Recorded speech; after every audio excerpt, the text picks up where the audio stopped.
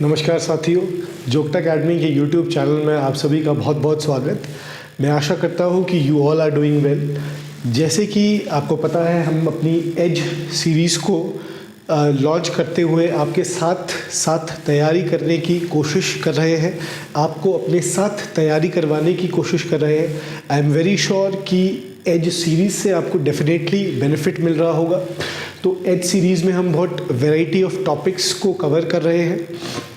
तो आज मैं आपके लिए पर्सन इन न्यूज़ की 3rd वीडियो लेके आया हूँ। बाकी सभी वीडियोस को देखने के लिए आप हमारे यूट्यूब चैनल को सब्सक्राइब करिए और प्लेलिस्ट में यू विल सी कि HP एलाइड एज का जो सीरीज़ चल रही है उसके लिए एक्सक्लूसिवली एक प्लेलिस्ट बनी है। वहाँ पे जाके आप सारी वीडियोस को एक्सेस कर सकते हैं। तो उसी लाइन में आप देखेंगे पर्सन इन न्यूज़ है ना, पर्सनैलिटीज़ इन न्यूज़ में ये 3री वीडियो आज मैं आपके लिए लेके आया हूँ। तो इसमें हम कुछ इम्पॉर्टेंट पर्सन्स इन न्यूज़ को देखेंगे जो कि रेलेवेंट हो सकते हैं आपके लिए करंट पॉइंट ऑफ व्यू से। चलिए शुरू करते हैं। आज का पहला सवाल है, who is the current president of World bank. ठीक है जी, तो ये आपके लिए सवाल है। करंट प्रेसिडेंट कौन है, जो अध्यक्ष है वर्ल्ड बैंक का। तो वर्ल्ड बैंक का अभी करंट प्रेसिडेंट आप देखेंगे is mister Ajay Banga. Ajay Banga is the correct answer. Ajay Banga जो कि एक अमेरिकन है, Indian American we can say, he hails from America, उनकी नेशनैलिटी अभी अमेरिका की है। He is the current president of World Bank. World Bank आप देखेंगे 1944 में बनता है, राइट।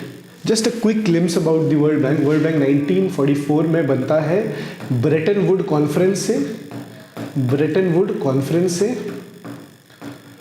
ठीक है जी, इसके साथ साथ आप देखेंगे ब्रेटन वुड कॉन्फ्रेंस से 2 इंस्टीट्यूशंस बनते हैं जो कि आज के समय में बहुत ही प्रोमिनेंट इकोनॉमिक ऑर्गेनाइजेशंस है, जो कि वर्ल्ड बैंक और IMF। याद रखिएगा, वर्ल्ड बैंक जिसका that is headquartered in Washington. Washington में IMF और वर्ल्ड बैंक दोनों का हेडक्वार्टर्स है। और वर्ल्ड बैंक जो कि एक one of the big economic organization, उसका जो करंट प्रेसिडेंट है वो मिस्टर अजय बांगा है। इससे पहले डेविड मॉलपास थे। ठीक, ओके, चलिए next question. Which of the following statements are correct. Correct statement आपको देखनी है। Indian origin scientist Jyoti Gupta has honoured with the prestigious Spinoza Prize, also known as the Dutch Nobel Prize. The Spinoza Prize is widely regarded as the highest distinction in the Dutch science। देखिए, ये दोनों statement को आप ध्यान से अगर देखेंगे तो यू विल रियलाइज इसका आंसर 1 और 2 है। अब इसमें ध्यान देने वाली बात ये है कि ये जो जयोति गुप्ता है, जो कि अगेन इंडियन ओरिजिन की है, she has done exceptionally well in the environmental sciences. और उसके चलते इनको डच, जो कि नेदरलैंड्स का सबसे प्रेस्टिजियस साइंटिफिक अवार्ड है, जो कि साइंटिस्ट्स को दिया जाता है, साइंस में हुई डेवलपमेंट्स को दिया जाता है, उसमें इनको इस बार ये प्राइज़ से नवाजा गया है, डच नोबेल प्राइज़ से, राइट, जो कि डच साइंस में हाईएस्ट अवार्ड माना जाता है। याद रखिएगा, स्पिनोजा प्राइज़ की हम बात कर रहे हैं और ये इंडियन मूल की, इंडियन ओरिजिन की जयोति गुप्ता को इस बार मिला है। तो दोनों स्टेटमेंट्स करेक्ट हो जाती है। Next statement, who sworn in as the central vigilance commissioner. Central vigilance commissioner कौन बना है? तो central vigilance commissioner you will see is mister PK Srivastava. Praveen Kumar Srivastava central vigilance commission के अध्यक्ष है, राइट। अब आप देखेंगे सेंट्रल विजिलेंस कमीशन इंडिया की हाईएस्ट बॉडी है for the vigilance in India, right. ये देखिए, याद रखना है, CVC जो है सेंट्रल विजिलेंस कमीशन एक इन्वेस्टिगेटिंग एजेंसी नहीं है, बट ओवरऑल जो इन्वेस्टिगेशन जो एजेंसीज है वो CVC के अंडर काम करती है, जिसमें सेंट्रल ब्यूरो इन्वेस्टिगेशन एजेंसी यानी CBI की मैं बात कर रहा हूँ। Central bureau of investigation CBI भी एक है, राइट। तो CVC याद रखिएगा एक प्रीमियर एजेंसी है जो विजिलेंस के लिए एक पूरा इकोसिस्टम और एक पूरी रेगुलेशन तैयार करती है, राइट। तो CVC, वैसे तो आप देखेंगे CVC का गठन हम ट्रेस कर सकते हैं, संथनम एक कमेटी रही है, राइट। संथनम कमेटी 1964 की, यहाँ से इसका गठन हुआ था। Santhanam committee is related to CBI also, but also to CVC। But CVC को एक स्टैट्यूटरी दर्जा दिया गया, मतलब कानूनी दर्जा दिया गया 2003 में, जब CVC एक्ट इनैक्टमेंट जब सीवीसी एक्ट का हुआ 2003 में, तो आज के समय में हम कह सकते हैं कि CVC is a statutory body. Statutory means जो कि किसी न किसी कानून के तहत बनी है, और जो कानून है वो है सीवीसी एक्ट 2003। तो उसके अभी अध्यक्ष आप देखेंगे ये करप्शन के केसेस को देखता है, उनको रेगुलेट करता है against the central government, officers related to central government. All that vigilance ecosystem is provided by this agency, that is central vigilance commission. ठीक है, चलिए जी next question, which of the following has won the international Booker prize. International Booker prize से किसको इस साल नवाजा गया है 2023 में? तो इसका आंसर रहेगा जॉर्जी गैस्पुदिनोव। जॉर्जी गैस्पुदिनोव को नवाजा गया है आपके इंटरनेशनल बुकर प्राइज से। जैसे कि मैंने आपको लास्ट वीडियो में भी बताया था about the difference between the Booker Prize and the international Booker Prize. तो इनकी एक बुक है टाइम शेल्टर, जिसको इंटरनेशनल बुकर प्राइज से नवाजा गया है, राइट। मैंने आपको लास्ट टाइम भी बताया था बुकर प्राइज में, आप बुकर और इंटरनेशनल बुकर प्राइज दोनों फिक्शंस के लिए मिलते हैं। इंटरनेशनल बुकर प्राइज में जब आप किसी और लैंग्वेज से इंग्लिश लैंग्वेज में किसी फिक्शन को कन्वर्ट करते हैं, राइट, तो उसके लिए इंटरनेशनल बुकर प्राइज। बाकी ओरिजिनल इंग्लिश लैंग्वेज में लिखी गई फिक्शंस को बुकर प्राइज से नवाजा जाता है, राइट। तो बुकर प्राइज पॉल लिंच को मिला है, पॉल लिंच,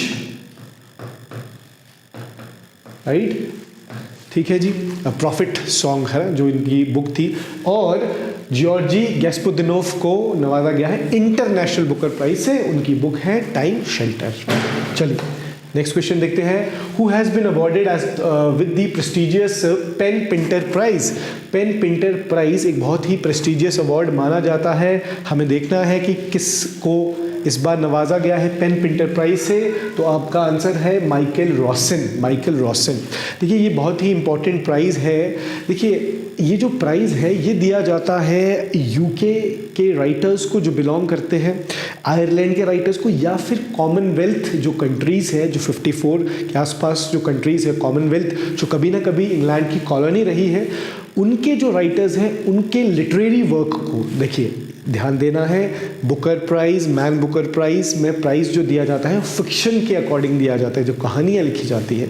यहाँ पे फिक्शन हो सकती है, यहाँ पे पोइट्री भी हो सकती है, या कोई और वर्सेस भी हो सकते हैं, एनीथिंग, यानी कोई भी लिटरेरी वर्क किसी ने किया हो, उस लिटरेरी वर्क को ऑनर करने के लिए पेन पिंटर प्राइज़ दिया जाता है 2023 में। इंग्लैंड से ये बिलोंग करते हैं, मिडिल सेक्स के रहने वाले हैं, माइकल रॉसन, इनको ये प्राइज़ दिया गया है पेन पिंटर प्राइज़ को। इन्होंने एक पोएम लिखी थी चिल्ड्रन के ऊपर, सो वो आप देखेंगे उसको इस बार नवाजा गया है पेन पिंटर प्राइज़।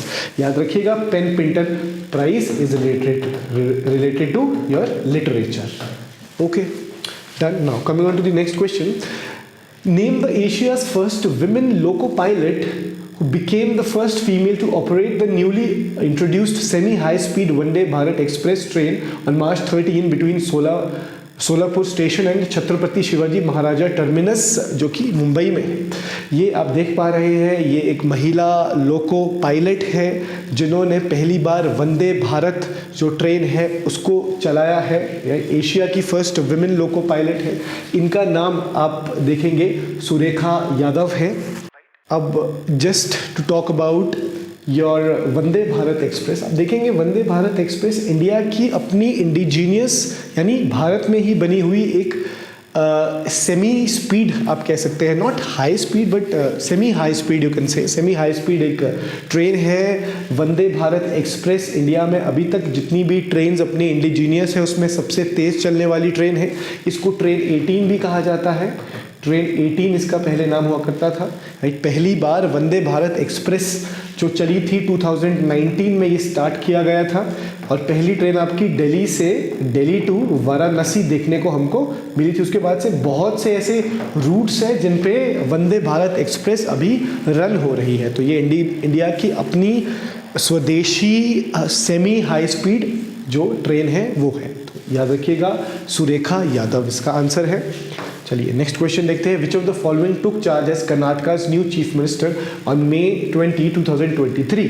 आप देख पा रहे हैं ये मिस्टर सिद्धारमैया है जो कि कर्नाटका के चीफ मिनिस्टर बने हैं, राइट। कर्नाटका में इलेक्शन हुए थे 2023 में, वहाँ पे Indian national Congress has one those state legislative assembly elections जहाँ पे सिद्धारमैया को सीएम बनाया गया है। सिद्धारमैया का ये दूसरा टर्म है एज सीएम, उनका एक टर्म पहले भी था 2013 से 2018 के बीच, ये सिद्धारमैया का सेकंड टर्म रहेगा, ठीक है। तो याद रखिएगा Siddaramaiah is the chief minister of Karnataka. चलिए नेक्स्ट क्वेश्चन देखते हैं। Which of the following is appointed as the chairperson और chairman of the union public service commission? UPSC, UPSC में हम देख रहे हैं यूपीएससी के चेयरपर्सन किसको नियुक्त किया गया है, तो इसका आंसर रहेगा Manoj Soni, mister Manoj Soni, answer B इसका रहेगा। यूपीएससी जो कि हाईएस्ट बॉडी है to conduct the various examination, various government examinations, be it all India service के एग्जामिनेशन, आईएएस, आईपीएस और इंडियन फॉरेस्ट सर्विसेज के एग्जामिनेशन, सेंट्रल सर्विसेज के एग्जामिनेशन और भी बहुत सारी रिक्रूटमेंट्स यूपीएससी करता है। तो it is the premier recruitment agency of India. और याद रखिएगा यूपीएससी एक कॉन्स्टिट्यूशनल बॉडी है। यूपीएससी पार्ट 14 के संविधान के पार्ट 14 में, भाग 14 में आर्टिकल अनुच्छेद 308 से 323 के बीच आप देखेंगे वर्णन किया गया है। भाग 14 में पार्ट 14 में आर्टिकल 308 टू 323, उसमें से ही आप देखेंगे very important article 315 that actually talks about the UPSC. UPSC एक कॉन्स्टिट्यूशनल बॉडी है, संवैधानिक इकाई है, जिसका आप देखेंगे वर्णन 315 आर्टिकल में अनुच्छेद 315 में किया गया है। तो मनोज सोनी याद रखिएगा यूपीएससी के चेयरपर्सन है। Next, which of the following has been appointed as the next director general of the Central Bureau of Investigation? CBI के नेक्स्ट जो आपके डायरेक्टर रहेंगे वो किसको नियुक्त किया गया है, तो इसका आंसर आप देखेंगे Praveen Sood. Praveen Sood who is the Indian police service officer has been appointed as the new director of CBI. CBI के नए निदेशक चुना गया है प्रवीण सूद जी को, राइट, जो कि एक इंडियन पुलिस सर्विस को बिलोंग करते हैं। देखिए सीबीआई एक्चुअली सीवीसी के अंदर ही काम करता है, अभी मैंने आपको बताया था सेंट्रल विजिलेंस कमीशन के अंडर ही काम करता है, राइट। ये कोई स्टैट्यूटरी बॉडी नहीं है but it source it's power from the Delhi police, Delhi state police establishment act जो है आपका, तो वहाँ से ये अपने ट्रेस करता है अपनी पावर्स को, अपनी एग्जिस्टेंस को, राइट। अभी तक सीबीआई किसी डिपार्टमेंट के अंदर यूजुअली नहीं आता है, राइट।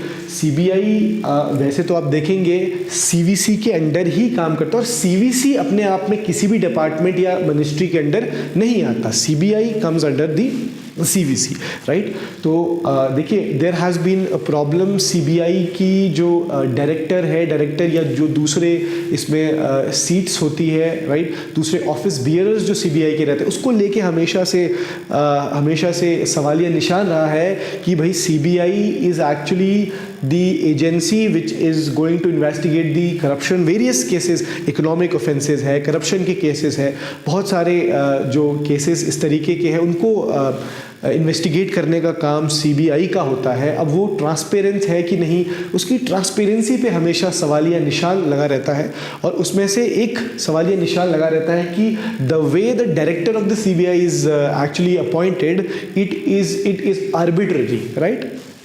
तो आप देखेंगे जो सीवीसी एक्ट है, सेंट्रल विजिलेंस कमीशन एक्ट जो 2003 है, उसने एक चीज़ इंश्योर करी है कि सीबीआई का जो डायरेक्टर होगा उसको 2 ईयर की टेन्योरल सिक्योरिटी मिलेगी, यानी उसका जो टेन्योर होगा 2 साल तक ही सिक्योर हो सकता है, ठीक है जी। तो अभी देखेंगे नेक्स्ट 2 ईयर्स के लिए एटलीस्ट अभी प्रवीण सूद जी को डायरेक्टर बनाया गया है सीबीआई। चलिए नेक्स्ट क्वेश्चन देखते हैं। Which of the following has been appointed as the chairman of the atomic energy commission of India? We are talking about atomic energy commission. तो एटॉमिक एनर्जी कमीशन आप देखेंगे department of atomic energy के under आता है और department of atomic energy India का सबसे बड़ा डिसाइडिंग और you can say the body which decides on various issues and various decisions regarding the atomic energy, right. ये डायरेक्टली काम करता है प्राइम मिनिस्टर ऑफिस के अंदर या प्राइम मिनिस्टर के अंडर ये काम करता है डिपार्टमेंट ऑफ एटॉमिक एनर्जी, उसके अंदर ये एजेंसी है, right, atomic energy commission of India.